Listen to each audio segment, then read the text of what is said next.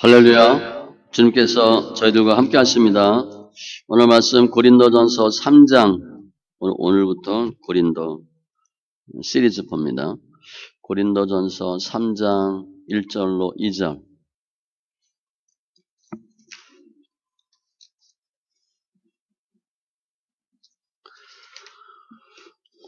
고린도전서 3장 1절로 2절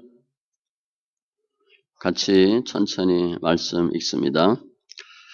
형제들아, 내가 신령한 자들을 대함과 같이 너희에게 말할 수 없어서 육신에 속한 자, 곧 그리스도 안에서 어린 아이들을 대함과 같이 하노라. 내가 너희를 젖으로 먹이고 밥으로 아니하였노니 이는 너희가 감당하지 못하였음이거니와 지금도 못하리라. 아멘. 기도합니다. 할렐루야. 좋으신 하나님 감사합니다. 예배합니다. 영과 진리에 예배되게 하시고 또 하나님을 아는 은혜가 있게 하시고 주님께서 친히 길이요 진리요 생명이요 부활로 역사하심을 감사합니다. 믿음의 진보가 성숙이 있게 하여 주시되 길이와 넓이와 높이가 더하는 은혜가 있게 하여 주시옵소서. 말씀과 기도로 거룩한 삶으로 변화받는 귀한 지체들로 역사하여 주시옵소서. 감사하며 모든 말씀 예수님의 이름으로 기도합니다. 아멘.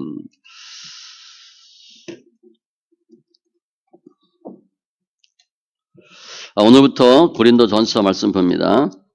우리가 태어나서 우리 만남을 많이 강조해. 그래서 무슨 만남. 태어날 때 부모님 만납니다. 그러니까 내 의지와 상관이 없어요. 그런데 이것도 하나님 하시는 겁니다. 우리가 선택할 수는 없지만 주님이 정하신 거예요. 그리고 결혼하면서 배우자 만나죠. 학교 다닐 때 선생님 만나고 주로 만나는 중요한 부분들이에요. 그런데 가장 중요한 만남은 예수님 만나는 거예요. 그리고 예수님을 만나냐 안 만나냐에 따라서 그 결과는 엄청난 차이가 있어요. 우리 지금 예수 믿기 전 우리 생각해 보세요. 그때 우리 모습이 어땠나. 그때하고 지금하고 비교하면 그야말로 하늘과 땅 차이예요. 천지개벽한 거죠. 그래도 예수 믿으니까 주님 은혜 주시고 예수 안에서 승리할 수 있어요. 예수님이 참 신랑이잖아요. 그리고 하나님을 아버지라 그러잖아요. 부모예요, 부모. 영적인 부모예요. 육적 부모뿐 아니라 영적 부모가 정말 중요하죠. 우리가 부모님한테 아버지한테 아버지라 아빠 아버지라 불러본 적 있어요? 못 불러본 경우 많아요. 그런데 하나님이 아버지래요. 그러니까 우리는 아버지를 수없이 부르는 거죠. 그 아버지가 그 주님 오늘 함께 하세요. 예배를 통해서 더 좋은 하나님. 오늘 본문에 보면 어머니와 같은 역할이 나오는데 정말 좋은 어머니 같은 주님 만나시고 예수 안에서 승리하는 우리 심령들 다 되시기 바랍니다.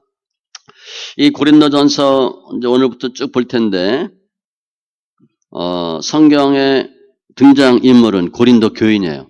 그리고 사도 바울이 나와요. 사도 바울이 고린도 교인에 대해서 이야기하는 편지예요. 그런데 실제적인 주인공은 누구예요? 예수님. 그래서 고린도 교인과 사도 바울의 관계에서 사도 바울이 어떻게 했나가 나타나는데 그건 목적이 아니에요. 목적은 예수님의 뜻이에요. 주님의 뜻이 무엇인가.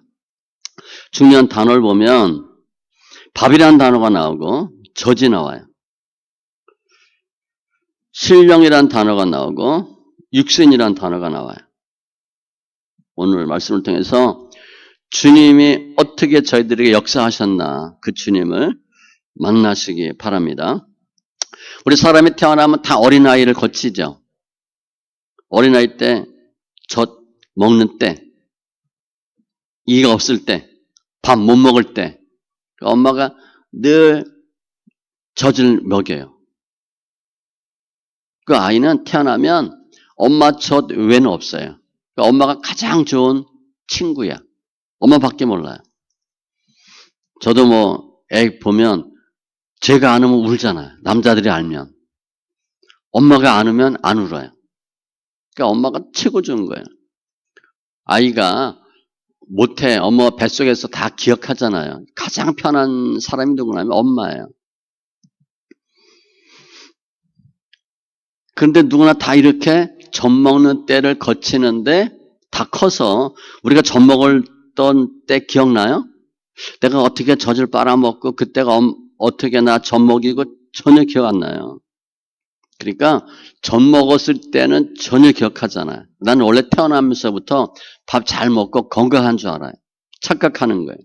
그런데 실은 어렸을 때 누가 키운 거예요? 엄마가 키운 거예요. 한 1년, 2년은 엄마가 데리고 키워요. 그러니까 우리 인생은요, 엄마 젖으로 시작하는 거예요. 엄마가 젖 먹이면서 조금씩 커져요. 사람이 돼가는 거예요.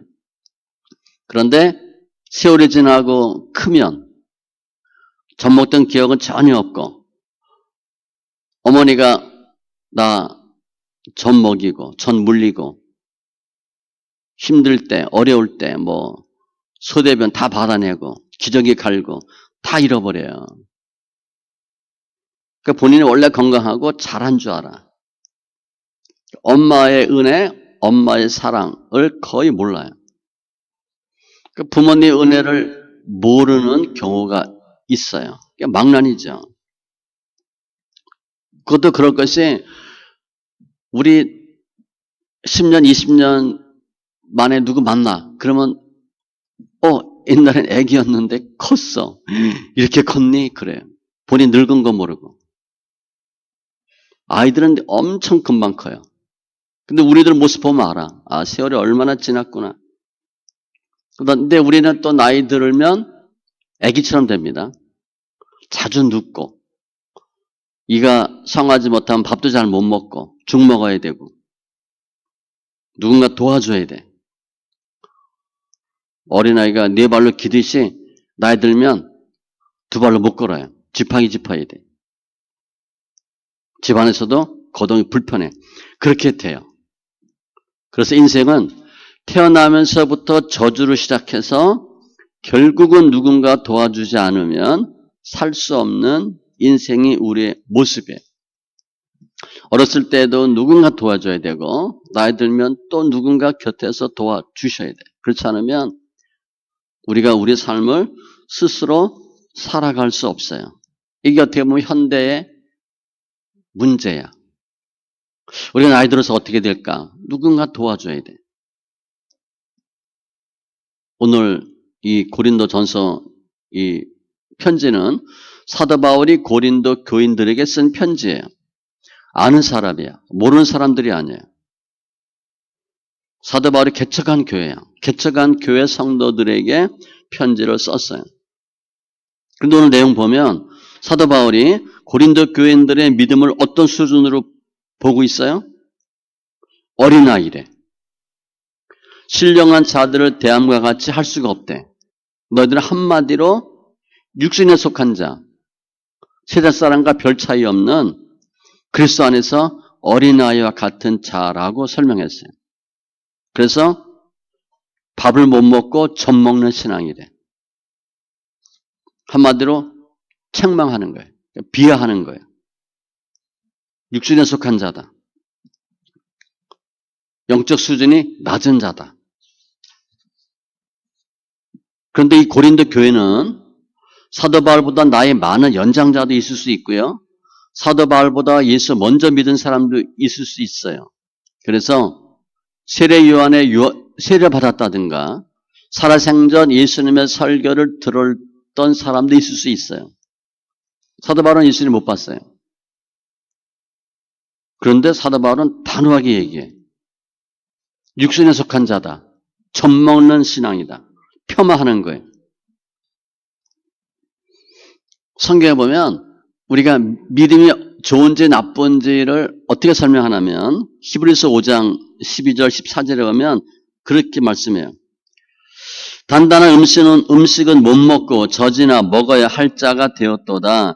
이는 젖을 먹는 자마다 어린아이니 의의 말씀을 경험하지 못한 자요. 단단한 음식은 장성한 자의 것이니 그들은 지각을 사용함으로 연단을 받아 선악을 분별하는 자들이니라. 히브리서 기자는 젖 먹는 신앙, 단단한 음식 먹는 신앙을 딱 설명했어. 같은 성도가 아니라는 거예요. 믿음이 성숙한 성도가 있고 믿음이 적은 성도가 있는데 그걸 어떻게 표현했냐? 무엇을 먹느냐로 표현했어요. 젖 먹는 신앙이냐? 밥 먹는 신앙이냐? 그런데 아무튼 사도 바울은 고린도 교인들을 젖 먹는 신앙, 초신자다, 애기다 그랬어요. 애기다. 영적으로 초보자라는 거예요. 그러면 반대로 사도 바울은 뭐예요? 본인은 신령한 자다라는 거죠. 나는 밥 먹는 신앙인데 너희들은 젖 먹는 신앙이다. 어떻게 보면 좀 교만한 말일 수 있어요. 어떻게 그렇게 말을 하나? 판단하나? 말이 좀 심한 것 같아요. 그런데 아무튼 사도 바울은 고린도 교인들을 젖 먹는 신앙이다. 하나님이 아담을 창조할 때 흙으로 만들 때 육체를 만들었죠. 그리고 영혼도 같이 창조하고 주셨어요. 그러니까 몸만 있는 게 아니라 영혼도 함께 있어요. 영혼이 있는 존재니까 하나님을 찬양하고 하나님과 교제하고 하나님을 알 수 있는 존재가 신령한 존재, 영적 존재예요. 모든 인간은 다 영혼과 육체가 있어요.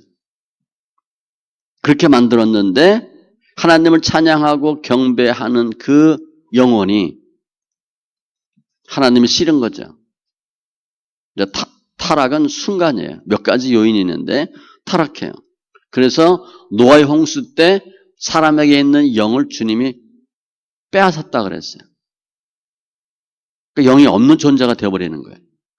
영혼, 몸이 다 있는데 영혼을 주님이 뽑아갔었어. 그럼 육체만 남는 존재가 되어버린 거죠. 그러니까 하나님을 찾지도 아니하고 하나님을 경배하지도 아니하고 교제하지도 않아요. 하나님을 예배하는 기쁨, 감격도 없어요. 우리 예수 안 믿었을 때 모습 생각하면 돼요. 짐승과 별 차이가 없어. 왜냐하면 영혼이 없는 육만 가진 존재가 되어버렸기 때문에 그래요. 우리 예배 좀 길면 지루하죠. 찬양 좀 길면 몸이 좀 쑤시죠. 거의 이게 육의 모습을 보시면 돼요. 그게 싫은 거예요, 그게. 예배가 길어도 싫고, 찬양 많이 해도 싫고, 기도도 하기 싫고, 이게 육의 모습이에요. 아무튼, 창조 때와 타락한 이후에 모습이 확 바뀌어버려요. 그러니까 하나님을 몰라. 기뻐하지 않아요. 교제하지 않아요. 그런데 천국은 가고 싶어. 이게 타락한 모습이에요. 사랑하고 돌봐주고 위로하지 않고 미워하고 판단하고 정죄하고 자기밖에 모르는 동물적인 사고로 사는 거예요. 그러니까 사람은 타락한 이후에 동물과 큰 차이 없이 변해버렸어요. 영혼이 없어졌으니까. 오늘 보면 사도 바울이 고린도 교인들한테 뭐라고 얘기하는데 이 고린도 교회는 사도 바울이 개척한 교회예요. 그래서 열심히 가르쳤어요. 복음의 진리를 가르치고 믿음이 무엇인가를 가르치고 어떻게 믿어야 된다 가르치고 그리고 지금 고린도 교회를 떠났습니다. 다른 곳에서 사역하고 있어요.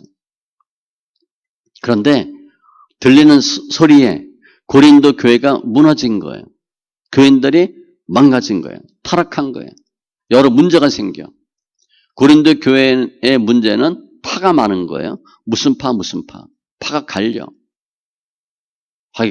교회는요, 파 갈리면 싸웁니다. 그냥 무슨 파도 없어요. 사도 바울은 그거 하나도 아니래요. 그리고 세상 죄가 교회 그대로 들어와요. 그것을 물리치지 못했어. 그러니까 많은 문제가 생겼어요.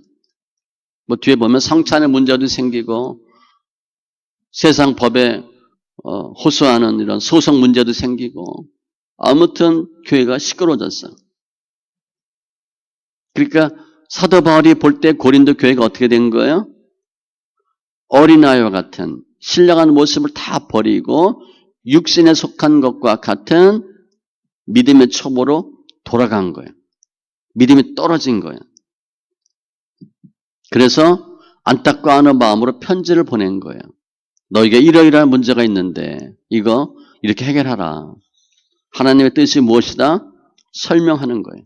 그런데 사도 바울이 고린도 교인들에게 해주고 싶은 말이 많아. 그런데 오늘 본문에 보면 말을 못한대. 왜냐? 고린도 교인들은 밥을 못 먹는 젖막 먹는 신앙이기 때문에 받아들일 수가 없다는 거예요. 그래서 신령한 주님의 뜻, 깊이 있는 말씀 이런 것을 설명할 수 없다는 거예요. 뭐 이것저것 먹어야 되는데 죽밖에 못 먹고 젖밖에 못 먹으니까 다양한 말을 할 수 없다는 거예요. 근데 그 의도는 뭐냐면 사도 바울이 너희가 지금 문제가 있는데 내가 할 말이 많은데 너희 수준에 맞게 말을 하겠다는 거예요. 그럼 예수님도 그런 경우가 있었나? 주님도 그런 경우가 있었어요. 요한복음 16장 12절에 내가 아직도 너에게 이를 것이 많으나 주님이 제자들에게 하고 싶은 말씀이 얼마나 많겠어요. 지금은 너희가 감당하지 못하리라. 안 하시는데 무슨 말인지 못 알아들으니까 말할 수가 없대. 이해하지 못하고 깨닫지 못하고 말하면 도리어 오해하거나 왜곡시키니까. 사도 바울도 3층천 갔다 와서 말 안 했잖아요. 오해할까 봐. 괜히 이상한 소리 할까 봐.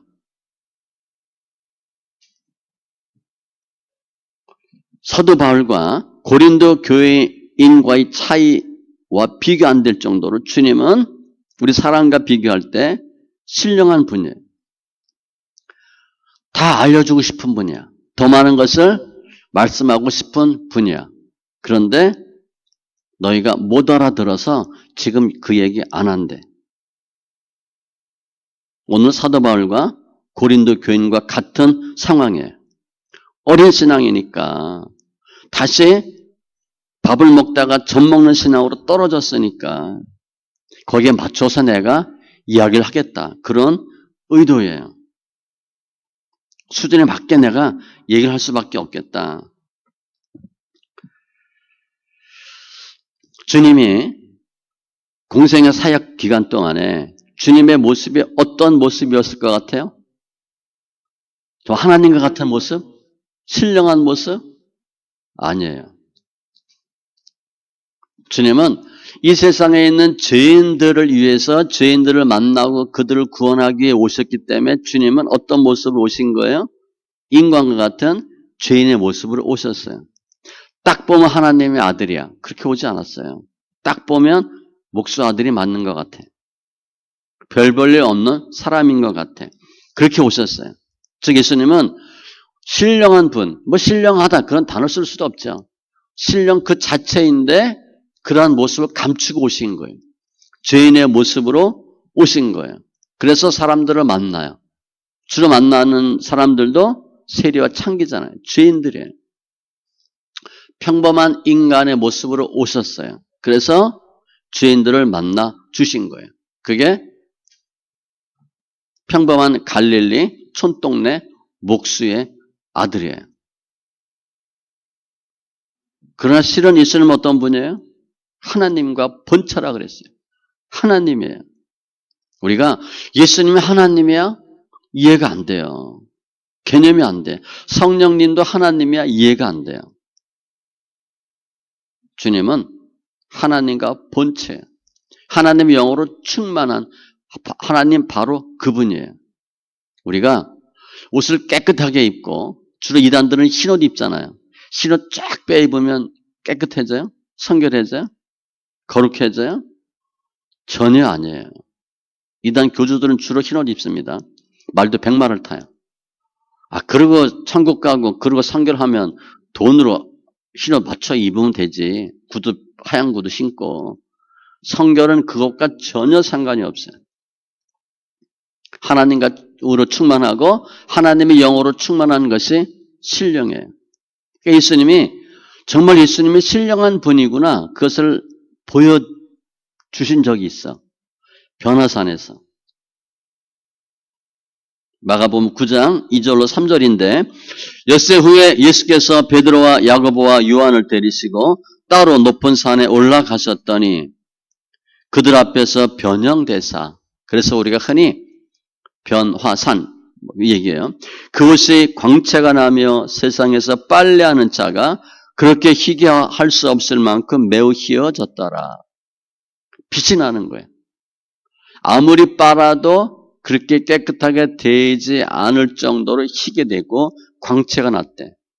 이게 예수님의 신령한 모습이에요. 그런데 주님은 이 세상 다닐 때 그렇게 하고 다니지 않았어요. 원래 이런 분인데. 예수님이 정말 여기 뭐 빛이 나고 막 광채가 나고 눈이 부실 정도다. 그럼 사람들이 예수님을 볼 때 무슨 마음이 들겠어요?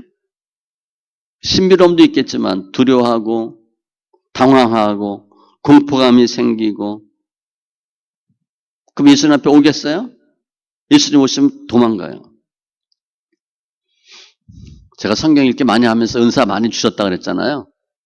그래서 은사 조금 얘기하면 성도들이 저랑 얘기하는 거 좀 불편해. 저도 이해해요. 무슨 뭐 점쟁이처럼 막 이렇게 알아맞히면 어디 아프죠? 무슨 일이 있었죠? 이런 얘기하면 저랑 이해하기 힘들어요. 다 이렇게 아는 것처럼 되니까. 예수님이 신령한 본 모습으로 오셨다면 사람들이 예수님 앞에 올 수가 없어요. 죄인들 더 못 와요. 피해 다닐 거야. 예수님은 죄인들을 쫓아다녀야 돼. 따라가야 돼. 나와 좀 얘기 좀 하자고. 예수님의 신성은 그런 부분이에요. 그런데 그 예수님이 그런 신령한 모습 다 버리고 감추고 하찮은 몫으로 오셨잖아요. 30세 때까지는 아무 일 안 하셨어요. 그냥 목수 아들이야. 예수야. 그리고 30세 때 사역을 시작해요. 그런데 그 예수님을 봤을 때 사람들이 하나님의 아들이다. 알아채겠어요? 전혀 아니에요. 이사야 53장 2절에 보면 예수님을 어떻게 설명했냐면 그 예수님의 외형이에요. 그는 주 앞에서 자라기를 연한 순 같고 마른 땅에서 나온 뿌리 같아서 고운 모양도 없고 풍채도 없은즉 우리가 보기에 흠모할 만한 아름다운 것이 없도다. 한마디로 하면 별 볼 일 없는 거예요. 대단하게 하나님의 아들 대단한 줄 알았더니 저거야? 이거야? 이렇게 한다는 거예요. 연한 순 같다. 힘이 없는 거예요. 비리비리한 거야. 마른 땅에서 나온 뿌리 같다. 척박하다는 거예요. 별 볼 일 없다는 거예요. 뿌리 이쁜 거 봤어요? 고운 모양도 없다. 딱 보면 귀티가 안 나. 부티가 안 나고 꼭 어디 며칠 굶은 사람 같아. 풍채가 없다. 장수처럼 어깨 딱 벌어지고 뭐 귀골이 장대하고 그거 전혀 없는 거예요. 사람 같지도 않아. 그러니까 평범한 사람보다 밑이야. 흠모할 만한 아름다운 것이 없다. 하나님의 아들로 전혀 신령한 모습이 없는 거예요. 이게 예수님의 초림의 모습이에요. 아주 낮은 모양으로 오셨어요. 그러니까 그 예수님이 내가 하나님의 아들이다. 풍채를 봐도 겉모습을 봐도 거짓말이야. 말이 안 돼. 그럴 수가 없어. 안 믿어지는 거죠. 보니까 두 번 다시 보고 싶지 않고 전혀 한번 보고 났는데 다음에 기억도 안 날 정도의 사람이에요. 그러니까 겉모습 보고 예수님 하시는 말씀 전혀 받아들이지 않아요. 나쁘게 보는 거야. 사람은요, 내가 선하면 다른 사람이 다 선한 줄 알아. 그래서 착한 사람은 잘 속습니다. 네. 얘기한 번 같은데. 우리 한 교회 자매가 목사님, 저 집사님이 여우야예요. 그러더라고. 저 예를 들면 김 집사님이 여우야예요. 아니, 자매가 그분이 여우인 줄 아닌지 어떻게 알아? 제가 여우거든요. 본인이 여우니까 여우를 안 돼. 그러는 거야. 저 집사님 조심하세요. 저분 여우예요. 난 여우를 안 보였거든. 본인이 나쁘면 나쁘게 보는 거예요. 내가 빨간색 안경 끼고 보면 다 빨갛게 보이잖아.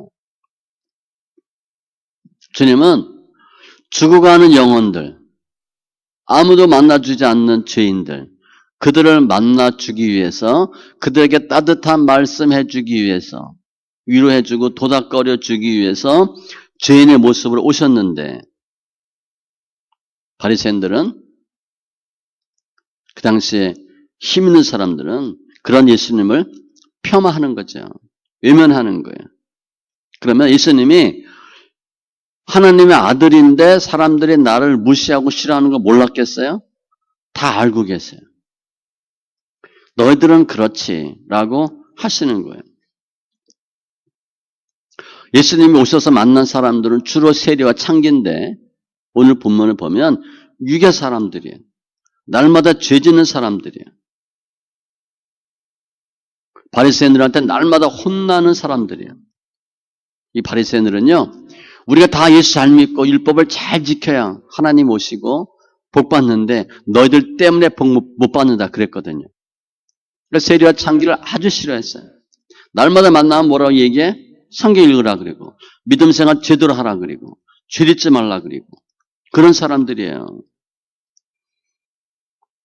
그러니까 그 당시 종교 지도자들은 꼴도 보기 싫은 사람들이야. 저런 사람 해당이 안 돌아왔으면 좋겠어. 안 만났으면 좋겠어. 이 지구상에서 없어졌으면 좋겠어. 그런 사람들이에요. 그런데 예수님은 그런 분들을 만나는 거잖아요. 근데 그때 그 신령한 모습으로 와서 만난다고 하면 못 만나죠. 엄청난 사람이 와서 딱 보면 대단한 사람이야. 우리 만난다고 하면 우리 만날 수 있겠어요? 피하고 말지 그냥. 나랑 너무 차이가 나. 말하는 거며 외모며 먹는 거 하며 생활 습관, 생각 자체가 달라. 그럼 같이 교제가 안 돼요. 죄인도 도망가고 예수님도 예수님의 사역을 감당할 수가 없어요. 그러니까 주님은 신령한 것들을 다 감추고 연약한 모습으로 죄인된 모습으로 아무것도 아닌 인간의 모습으로 우리들에게 오셔서 우리들을 만나 주시는 거예요. 주님 오신 목적은 분명해요. 누가복음 5장 32절 내가 온 것은 죄인을 불러 해결시켜 의인 만들기 위해 오신 거예요. 그러니까 주님은 누가 필요한 거야? 죄인이 필요해. 죄인은 실제 죄 진 사람을 의미하는 게 아니라 내가 죄인입니다라고 고백하는 사람이에요. 그런 사람이 필요한 거예요. 그런 사람 만나려면 주님도 죄인과 같은 모습으로 오셔야 돼. 그게 주님의 법칙이에요. 우리 훌륭한 의사들, 목사님들 나환자촌 가서 본인도 나병 걸리고 다 그렇게 한 분들 있잖아요. 고름 빨아주고. 저 애양원 갔는데 거기 다 이 문둥병 환자잖아요. 처음에 못 있겠더라고요. 냄새도 많이 나고요. 그들은 양결 많이 하는데 당 냄새도 많고 딱 보면 눈, 코, 귀가 다 없거든요. 손가락 없고. 같이 밥 먹고 하는데 힘들더라고요. 근데 그분들은 그렇게 좋아서 웃어. 저희들 왔다고. 어디서 왔냐고. 그렇게 좋아하는 거예요. 같이 생활하기가 힘들어요. 그래서 주님은 죄인의 모습으로 오신 거예요. 그들의 수준에 맞게 오셔서 그들을 만나 주신 거예요. 자신의 신령한 모습은 감추고 낮춘 거죠. 눈높이를 맞게 해준 거예요. 더 긍휼한 마음으로, 동정심으로, 사랑하는 마음으로. 바리새인들은 욕하고 손가락질하지만 주님은 죄인들과 같은 모습으로 그들을 만나 주신 거예요. 목적은 뭐예요? 그들이 예수 만나서 주님께 돌아오도록. 그게 주님의 의도예요. 그래서 오늘 신령이란 단어가 나오고 육신이란 단어가 나오는데, 신령은 뭔가?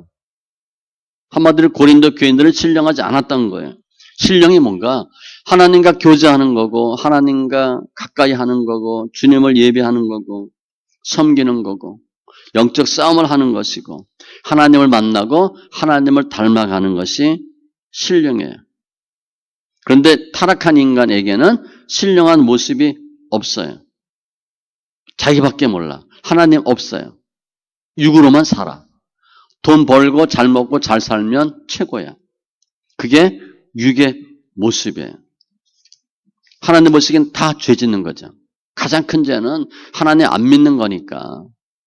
타락한 인간은요, 영이 없는 인간은 동물과 별 차이 없어요.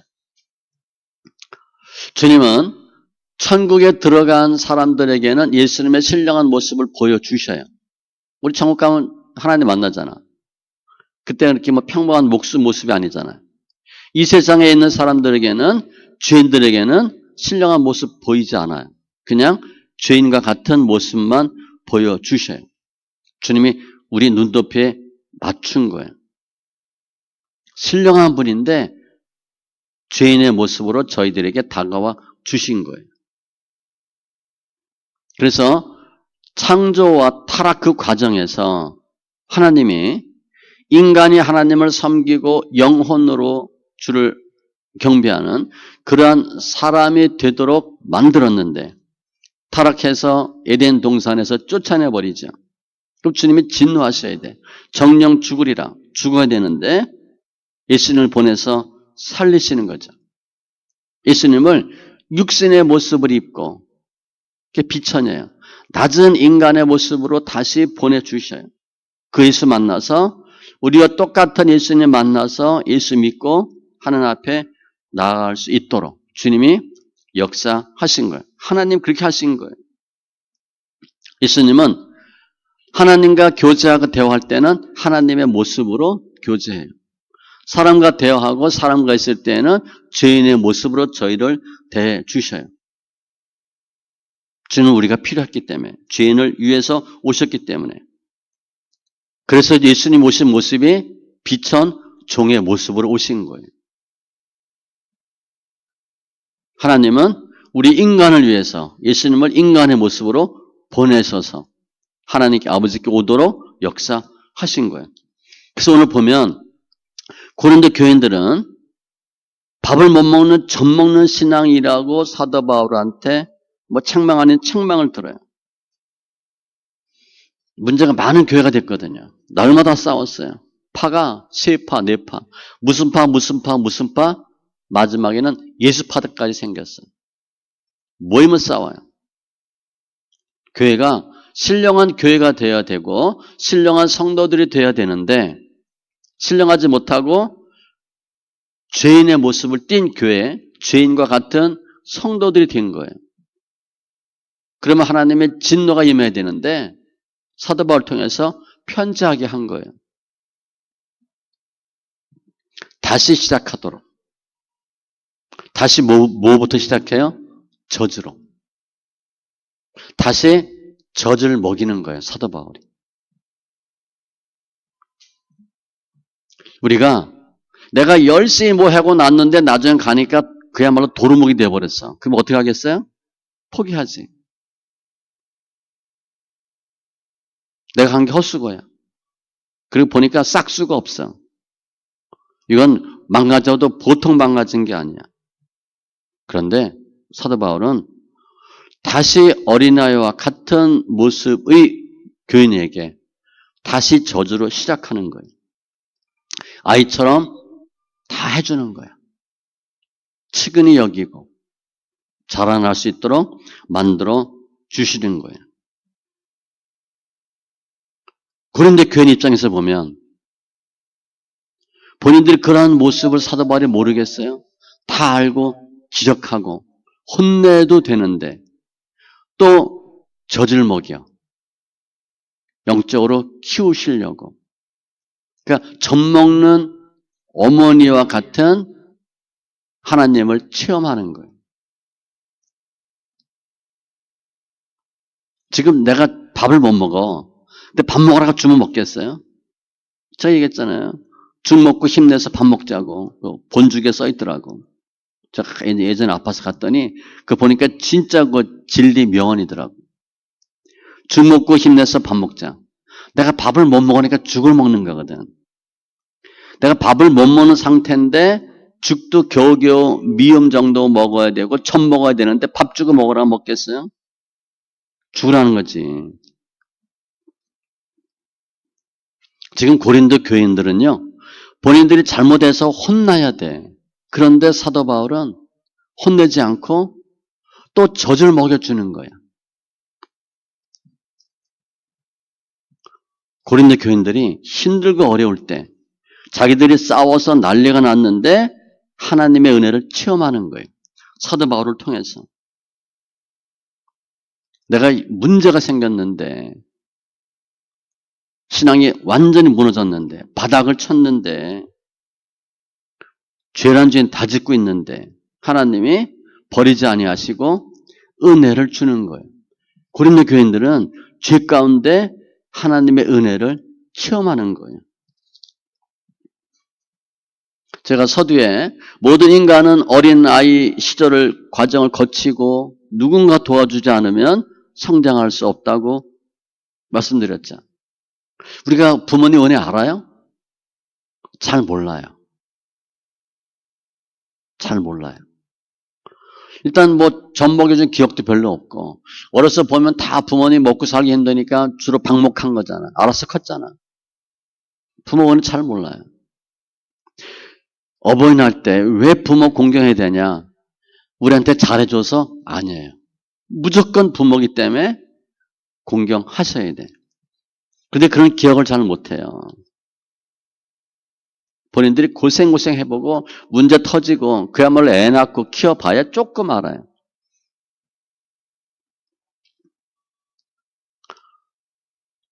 죄인들이 주님이 얼마나 우리 사랑하는지, 얼마나 불쌍히 여기는지, 우리를 위해서 주님이 어떻게 하셨는지 잘 알아요? 몰라요. 몰라요. 어린아이가 엄마를 찾아요? 엄마가 어린아이를 찾아요. 엄마가 어린아이를 찾아서 도와주는 거예요. 울면 젖주고, 기저귀 바꿔주고, 아픈 것 같으면 병 앉아주고, 병원 데리고 가고. 우리가 어린아이와 같이, 죄인과 같이 정말 아무것도 할 수 없을 때 주님 오셔서 우리 죄 용서하시고, 불쌍히 여기시고, 우리를 사랑해 주시는 거예요. 그런데 교인이 믿음이 좋아서 사도 바울이 어떻게 한 게 아니에요. 믿음이 완전히 무너져서 죄로 범벅이야. 그런데 사도 바울이 편지하는 거예요. 주님은 내가 잘 나갈 때 찾아오는 게 아니에요. 정말 힘들 때, 죄인으로 있을 때, 고개도 못 들 때, 창피해서 말도 못할 때 주님이 오셔요. 이때가 언제냐? 주를 만날 때예요. 그때 주님은 잘못했다고, 믿음 적다고, 밥 못 먹는다고, 젖밖에 못 먹는다고 후들겨 패거나 내팽개치지 않아요. 또 젖을 먹여. 부모가 그렇잖아요.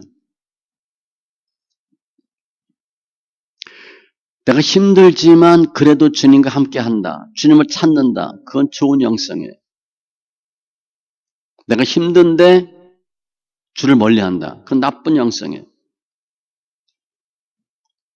힘든 사람, 죄인과 같은 사람, 바닥을 친 사람들을 내가 품는다. 그게 하나님 기뻐하는 영성이에요.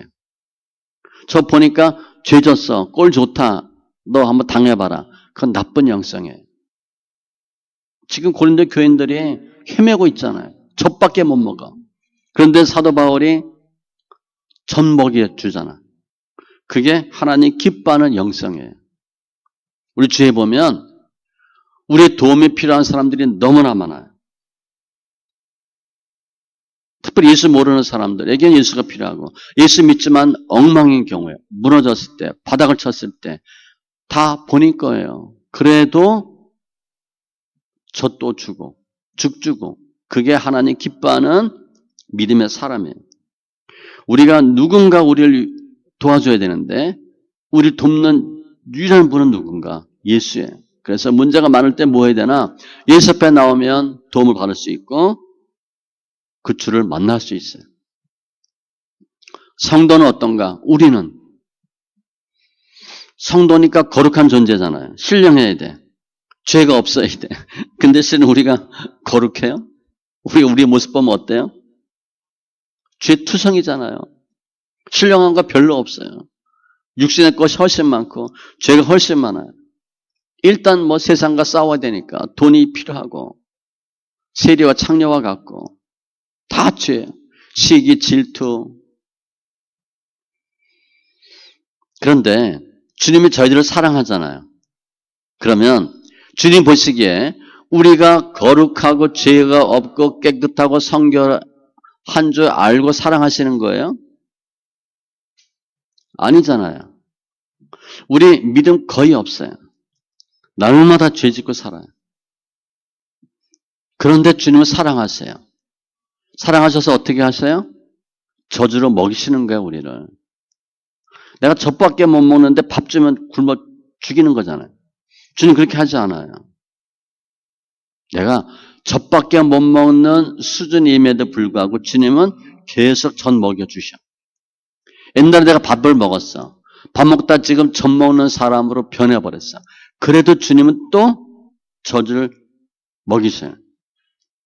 고린도전서 13장 11절 내가 어렸을 때에는 말하는 것이 어린아이와 같고 당연하죠. 그러니까 어린아이의 특징이에요. 말하는 거. 깨닫는 것이 어린아이와 같고 잘 못 알아들어. 생각하는 것이 어린아이와 같다가 자기밖에 몰라. 어린아이가 굉장히 이기주의고 고집셉니다. 어린아이가 남 위에 희생해요. 본인이 젖 먹어야 되는데 엄마 얘 주세요. 그런 아이 봤어? 자기가 뺏어 먹지? 자기밖에 몰라요. 어린아이가 돈을 조금 알게 되면 10,000원짜리 주고 50,000원짜리 주면요. 10,000원짜리 던지고 50,000원짜리 받습니다. 자기밖에 몰라요. 아이들이 뭐 먹을 거 음식 먹고 이렇게 가다가 넘어질 때 다쳐요. 왜 그런 줄 아세요? 요걸 안 놔. 보면. 놓고 땅 짚으면 되는데 안 놓고 있다가 코 깨는 거예요. 아주 이기주의예요. 생각하는 거, 말하는 거, 깨닫는 거 다 어린아이예요. 특징이 있어요. 우리가 어린아이 같은 믿음인데 주님은 어떻게 하시는 거예요? 계속 저 필요하면 저 또 주는 거예요. 우리가 주일날 예배 오면 예배 드리고 가면 조금 살 것 같죠? 조금 뭐 성령 충만은 아니더라도 조금 은혜를 받고 조금은 힘이 나. 그리고 밖에 나가서 집에 갈 때부터 신경질 나고 싸울 수 있어요. 아이 뭐 지하철 왜 이렇게 사람이 많아? 왜 이렇게 차가 많이 막혀? 일주일 내내 죄 짓고 또 오잖아요. 그러면 예배 드리는 순간, 성경 읽는 순간은 조금 좋아졌다가 또 세상 사람과 별 차이 없어요. 어떤 분이 이렇게 표현하더라고. 잘 나갔다가 오랜만에 올 때 보면 좀비 같대. 좀비. 완전 세상 사람 같이 돼가지고 좀비 같은데 예배 드리고 교육받고 훈련받고 나갈 땐 살아서 나가고 사람처럼 돼서 나가고 또 만나보면 좀비 같고 우리가 그래요. 그건 맞는 거예요. 예배 드리면 죄, 띠끌, 세상 것 벗어지고 또 나가서 살다가 오면 또 세상 짐, 세상 때 잔뜩 끼고 오는 거예요. 그래도 주님 어떻게 하세요? 계속 저주로 먹이시는 거예요. 주님이 내가 젖 먹는 신앙인데 밥 먹어라 그렇게 하지 않아요. 우리 교회 직분 받을 때 40일 작정 금식하고 새벽기도 하고 죄 짓지 말고 계명 다 지키고 그리고 직분 줘요? 그럼 할 사람 하나도 없어요. 아무도 못해요. 주님은 주님의 수준에서 우리를 양육하지 않아요. 우리의 수준에 맞춰서 양육해 주셔요. 다 감안해서 하는 거예요. 우리 기도 얼마나 해요? 뭐 2시간, 3시간씩 기도합시다. 그런 교회도 많잖아요. 우리 못할 거예요. 우리 성도도 못할 거예요. 나도 못할 거예요. 기도하다가 자고 그냥 무슨 기도인지도 모르고 성경 읽기 한다고 그러다가 작정하고 30번씩 읽겠다 하다가 10번씩 읽고 절대 죄 잊지 말자 그러다가 또 쓰러지고 그게 우리 모습이에요. 그런데 그럴 때마다 주님 어떻게 하세요? 엄마처럼 또 품어주고 젖달라고 징징거리니까 또 젖주고 젖 물리고 덩어리에 얽혀 매고 그러고 다니시는 거예요. 주님은 신령한 주님은 우리가 오늘도 죄짓고 지금도 젖달라고 그래도 계속 젖주셔요. 우리가 이제 그만 밥 좀 먹을 때 되지 않았니? 이제 젖 뭐 안 줘. 그러는 분 아니에요.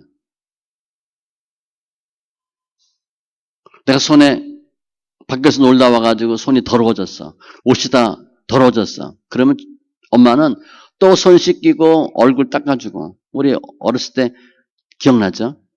엄마가 이렇게 얼굴 닦으면 우리가 닦는 거랑 다르죠? 빡빡 문지르잖아.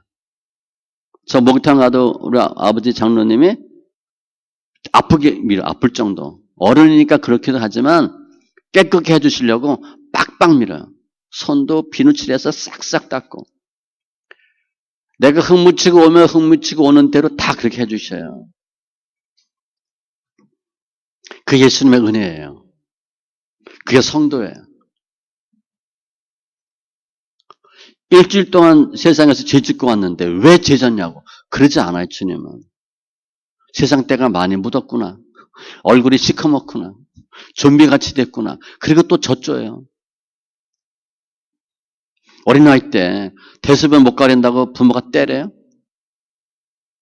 볼기를 막 걷어차? 그런 부모 없어요. 애기는 똥 싸도 냄새도 구수하대. 그 냄새 다 맡잖아요. 천회 때는 꿈도 못 꿔. 그다가 애 엄마 되면 그 기저귀 다 갈잖아요. 그게 주님이에요. 우리가 잘나서 생명의 떡을 먹는 게 아니에요. 주님이 끊임없이 사랑하시고 품어주시고 젖이 필요하면 젖을 주고 죽이 필요하면 죽을 줘서 우리들을 살리시는 거예요. 그래서 오늘 내용은 밥과 젖이 나와요. 신령이냐 육신이냐. 우리는 밥이에요. 우리 밥이 아니에요. 젖 먹어요. 우리 신령하지 못해요. 육신에 속한 사람이에요. 우리는 그 큰 하나님의 은혜를 감당할 수가 없어요. 그런데 예수님은 어머니와 같이 우리를 젖 먹는다고 계속 젖 달란다고 버리지 않아요. 계속 젖으로 우리를 키우시는 거예요. 내가 육신에 속해서 젖 먹는 신앙 탈피하지 못했지만 주님은 책망하지 않고 계속 어린아이면 어린아이와 같이 대해주시고 나를 돌보고 계세요. 우리 교회 보면 성숙한 믿음 얼마나 있어요? 거의 없죠. 직분자도 마찬가지예요. 직분 받았다고 성숙한 믿음에 직분자인데 연장자인데 어린아이 같은 신앙인들이 얼마나 많아요. 우리도 그렇고 우리가 그런 사람 보면 어떻게 해요? 아이 젖 먹는 신앙이네. 그리고 핀잔 줘요? 아니면 예수님처럼 품어요? 우리는 누가 틀리든가 믿음 없으면 판단 정죄 많이 했어요. 그것도 못해. 그런 믿음도 안 돼. 그런데 주님은 어떻게 하셨어요? 젖 먹어야 되면 젖 주고 더러워지면 깨끗게 씻어주고 기도해주고 그게 주님 원하는 성숙한 믿음이에요. 우리가 예수 오래 믿었다고 철들었어요? 예수 오래 믿었다고 믿음이 좋아요? 거의 비례하지 않아요. 영적 아이들이 엄청 많아요. 그런데 예전에는 예수 이렇게 오래 믿었는데 장로인데 권사인데 저것밖에 안 돼. 그렇게 우리가 말할 수 있었지만 지금은 바꿔야 되는 거죠. 어린아이와 같은 고린도 교인들을 또 어린아이와 같이 저주로 먹이는 사도 바울과 같이 우리도 그렇게 하셔야 돼요. 믿음이 적다. 그럼 그래서 하는 거야. 내 옛날 모습이다. 아니면 저 집사는 원래 믿음이 없어. 그러고 대해 주셔야 돼. 왜 믿음이 없냐? 왜 못하냐? 그러면 안 돼요. 저 집 필요하고 젖 먹는 때야. 그러면 또 어떻게 해요? 젖 줘야지. 누군가 어린아이와 같이 넘어지고 젖이 필요하고 본인이 해결할 수 없을 때 그때 계속 도와주는 사람이 도와줘야 되는 게 예수님을 닮는 거예요. 사탄은 어떻게 누가 틀리거나 잘못하면 계속 판단 정죄하게 만들어요. 욕하게 만들어. 무시하게 만들어. 교회에서 어쩌니 아니에요. 그분 원래 믿음이 그 정도야. 전문은 신앙이에요. 예수님은 젖을 계속 주라는 거예요. 왜냐하면 어린아이가 아기가 젖 못 먹어. 그 혼날 일이에요? 젖 먹는 아이인데 젖 먹는 상태인데 젖 달라고 하는 게 매맞을 일이에요? 비난받을 일이에요? 아니에요. 사도 바울은요. 기껏 키워놨는데 또 젖 먹는 신앙이 됐어. 그래도 젖 먹는 신앙으로 또 대해주고 있어요. 성도가 그렇지. 우리가 그렇지. 다시 젖을 먹여주시는 거예요. 우리가 힘들고 어렵고 저 가운데 있으면 주님은 또 깨끗게 해주시려고 또 힘 주시려고 또 젖 줘요. 그게 신령한 거예요.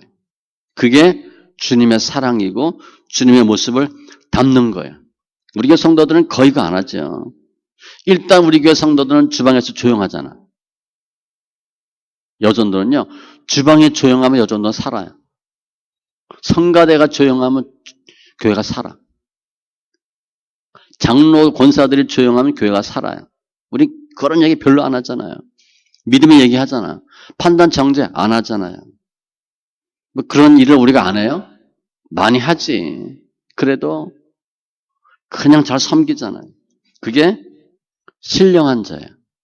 신령한 자는 상대방의 눈높이에 맞춰서 대해주는 사람이 신령한 사람이고 믿음 있는 사람이에요. 끊임없이 젖을 공급해주는 사람이 믿음이 좋은 사람이에요. 젖 달라 계속 주세요. 징징거려 계속 주세요. 그 말로 해서 안 돼요. 내가 젖밖에 못 먹는데 밥 주면 어떻게 해. 나 굶어 죽으라는 거지.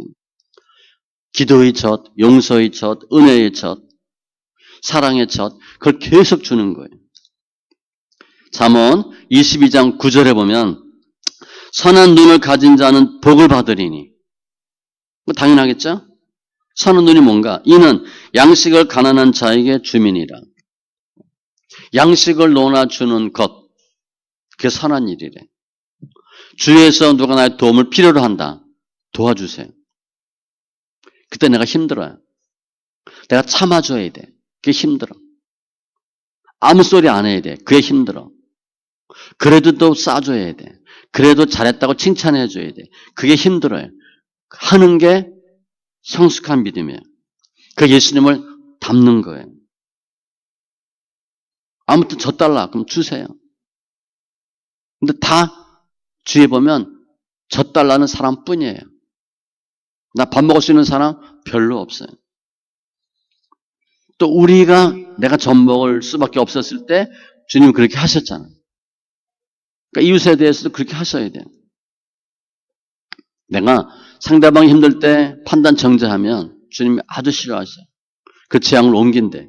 그러니까 상대방이 힘들고 어려울 때 본인 잘못이야. 너가 잘못했잖아. 집사님이 틀렸잖아. 그 얘기하지 말고 그래도 그건 해주시는 거야. 배고프다 그러면 먹을 거 주고 힘들다 그러면 기도해주고 아프다 그러면 만져주고 짐 들어주고 그게 생명의 젖, 은혜의 젖이에요. 우리 성도는 그런 사람들이에요. 날마다 주님 우리 그렇게 대해주시는 거예요. 그래서 우리가 어떻게 이렇게 신앙생활을 할 수 있을까 결단해야 되는데 뭐 그냥 결론은 하나예요. 성경 많이 보세요. 읽으셔야 돼. 여자분들은 그렇지만 남자분들은 아침에 주로 뭐 해요? 신문 봐요. 정치 경제 쫙 훑어요. 세상 돌아가는 거 알아요. 근데 예수는 잘 몰라요, 우리가. 신문은 보고 인터넷은 보고 유튜브는 보는데 성경은 안 읽어요. 그러니까 세상적인 관점을 아침부터 보고 그것으로 이 세상을 살아요. 그리고 교회 와서 세상 얘기를 해요. 비판적으로, 분석적으로, 정치적으로, 이념적으로. 그것은 신앙에 아무런 도움이 안 돼요. 성경을 모르면, 예수를 모르면 결국 사단이 하는 짓을 하게 돼 있어요. 분석하고 비판하고 판단하고 정죄하고. 그거는 사탄이 하는 거예요. 주님은 그렇게 하지 않아요. 사람을 살리는 게 주님의 일이고 교회의 일이에요. 주님은 신령한 분이지만 죄인을 다 받아주시잖아요. 우리도 그거 하셔야 돼요. 신문 아무리 봐도 예수님 안 나와요. 유튜브 아무리 봐도 예수 안 나와요. 혹시 뭐 유튜브 틀어놓고 찬송 듣는다 그건 이해가 되지만 극우, 극좌 날마다 싸우잖아요. 그래서 뭐 이재명 단식한다고 하는데 다 하던 짓거리들이에요. 그 앞에 엄청 시끄럽대. 극우, 극좌 유튜버들이 다 모여있대. 건수가 되니까 조회수 올라가잖아요. 쇼하는 거죠. 그런 거 하지 마세요. 그냥 대강 보면 알아. 주님이 하셔요. 뭘 해야 되나? 예수를 알기 위해서 성경 보셔야 돼요. 신문 아무리 봐도 예수란 말 없어요. 뉴스에도 안 나와요. 그냥 그런가 보다 하고 넘어가셔도 돼. 제가 옛날에 처음에 성경 읽기 할 때 2년 동안 뉴스 신문 안 봤어요. 그런데 아무 일 없었어요. 환율 날마다 봐야 되는데 안 봤어요. 아무 문제 없었어요. 성도들은 신문 뉴스 보지 마시고 성경을 계속 보세요. 그러면 성경에서 예수님이 어떤 분인지를 알 수가 있어. 내가 젖이 필요할 때 어떻게 젖을 주고 어떻게 도와주셨는지가 분명히 나와요. 그러면 내가 변하고 교회가 변하고 예수를 알아요. 예수님 어떤 분인가를 정말 잘 아는 게 중요해요. 우리가 예수님을 닮고 싶고 예수를 잘 믿고 싶은데 성경을 모르면 어떻게 해야 될지를 몰라요. 그냥말로 덮어놓고 예수 믿는 거예요. 대충 예수 믿는 거예요. 그거 하지 마시고 날마다 성경을 보시기 바랍니다. 예수 안 믿으면 지옥 가요. 그렇죠? 예수 몰라도 지옥 가요. 바리새인 제사장들 예수 안 믿고 예수 몰랐거든. 지옥 가요. 우리가 성경 통해서 예수를 알고 예수를 닮아가면 그게 축복이에요. 제가 이제 보험이라는 단어를 사용할 텐데 보험은 제가 자동차 보험 들었다. 그럼 그 보험금이 언제 나와요? 자동차 사고 나오고 나면 나오죠. 내가 무슨 뭐 건강보험 들었어. 병원에 입원하면 나오죠. 자동차 보험 들어야 되고 건강보험, 생명보험 들어야 돼요. 그런데 세상 보험은 사고를 미리 막아주지 못해요. 사고 터진 다음에 사후야, 사후. 그런데 예수 보험은 미리 막아줘요. 주님 미리 막아주시는 거예요. 예수를 알고 예수님과 함께하면 그 예수 보험 드는 거예요. 그럼 주님 미리 막아줘요. 죽기 전에 막아주고 사고 터지기 전에 막아주는 거예요. 그러니까 예수 보험을 드셔야 돼. 세상 보험 다 들었어 우리. 뭐 들어야 돼요. 예수 보험에 가입하세요. 예수 보험은요. 보험료 안 내요. 매달 뭐 납입금 없어요. 그런데 혜택은 풀이야. 돈은 안 내는데 혜택은 엄청 많아요. 다 주님 해줄 수 있거든. 그 보면 어떻게 되는 건가? 성경 읽고 예수 믿고 예수 알고 예배드리고 그 예수 보험에 가입하는 거예요.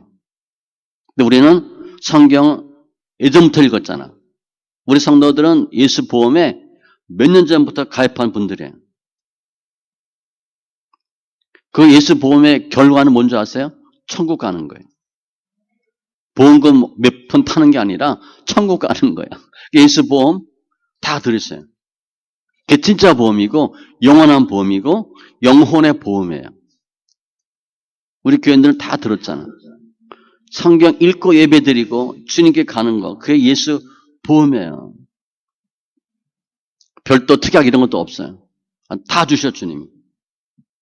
우리 성도님들 오늘 말씀과 같이 내가 젖이 필요하면 젖을 주는 주님, 또 젖이 필요한 성도에게 젖을 줄 수 있는 성도, 그게 예수의 사랑이에요. 더 성숙한 신령한 믿음 다 되시고 잘했다 칭찬받는 귀한 은혜가 있기를 바랍니다. 기도합니다.